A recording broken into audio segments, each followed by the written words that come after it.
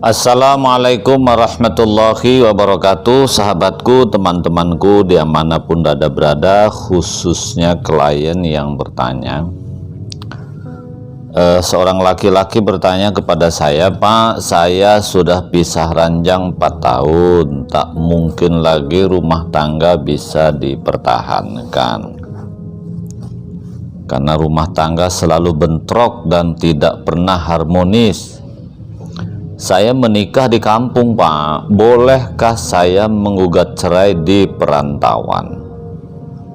Itu pertanyaannya. Jadi saya jawab, menggugat cerai itu bisa di mana saja, tidak harus tempat akad nikah dulu, tetapi berdasarkan alamat atau domisili. Di mana? Kalau misalnya dulu kita nikah di Palembang, ya di Sumatera Selatan, nikahnya sekarang sudah ada di Batam, gugat cerai juga di Batam, tidak masalah. Mau gugat di kampung pun bisa kalau alamat kita masih di Sumatera Selatan, misalnya hanya sekedar Batam nih merantau saja, tetapi tidak full ya, artinya KTP masih KTP kampung, silahkan digugat di kampung. Tapi kalau sudah pindah ke Batam, gugatnya di Batam. Nah, jadi ukurannya sebenarnya KTP domisili kita di mana. Kan salah satu syarat mengajukan gugatan cerai kan KTP.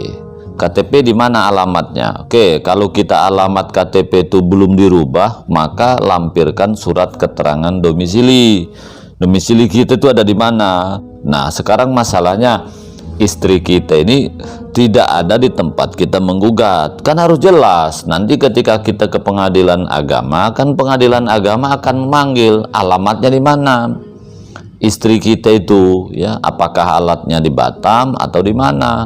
Kalau misalnya tidak jelas, nanti akan digoibkan. Artinya yang digugat itu tak diketahui alamatnya. Misalnya pergi atau gimana, itu putusnya lama karena cerai orangnya yang digugat itu tak jelas posisinya, maka ya lama putusnya nanti. Jadi saya simpulkan khusus kepada yang bertanya ya, bahwa menggugat cerai boleh di mana saja, tidak harus tempat kita nikah dulu.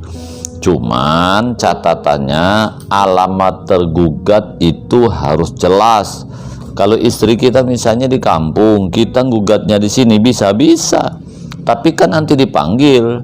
Kalau yang bersangkutan tidak datang, bagaimana? Kan susah juga putusnya nanti. Nah itu, tapi saran saya, kalau nak gugat, carilah posisi istri yang mudah dijangkau di mana. Kalau misalnya kita nih di Batam nih, ya, istri kita sudah pindah ke Medan misalnya, gugat di Medan nggak apa-apa ya, karena supaya nanti manggilnya nggak terlalu sulit. Namun dalam hal ini saya hanya ingin mengingatkan ya, yang curhat ini kan laki-laki. Sebelum putuskan gugatan cerai, kita koreksi dulu. Kenapa sampai pisah ranjang selama 4 tahun? Istri kita mungkin betul tak baik, tapi karena kita laki-laki adalah pemimpin keluarga, jadi jangan sampai ada masalah laki-laki jangan mudah-mudah jatuhkan talak atau gugat cerai. Kalau istri kita anggap sudah tak mungkin menjadi istri lagi karena perilakunya tidak baik lah. Kenapa sampai seperti itu? Kita ini sudah membina apa belum? Sudah menafkahi apa belum? Sudah melindungi apa belum? Sudah membuat nyaman hatinya apa belum? Karena istri akan memiliki perangai yang tidak baik, umumnya karena dua. Satu, kita tidak pernah membina. Perangai kita sebagai laki-laki tidak mencerminkan sebagai imam, sebagai suami. Wajar istri tidak baik. Maksud saya, karena kita adalah bertanggung jawab masa depan dia. Menikah tuh jangan hanya cari enaknya saja, karena menikah bukan cari bahagia. Nikah itu adalah ibadah. Tapi kalau dibina sudah, dinafkahi sudah, segala macam upaya sudah ikhtiar, toh istri tidak bisa juga menjadi istri yang baik. Andaikan suami menggugat cerai, silahkan saja, karena tidak ada dosa di dalamnya. Saya kira itu ya, mudah-mudahan ada manfaatnya. Lebih jelasnya bisa lihat video saya yang lain ya, ketika menggugat cerai beda domisili.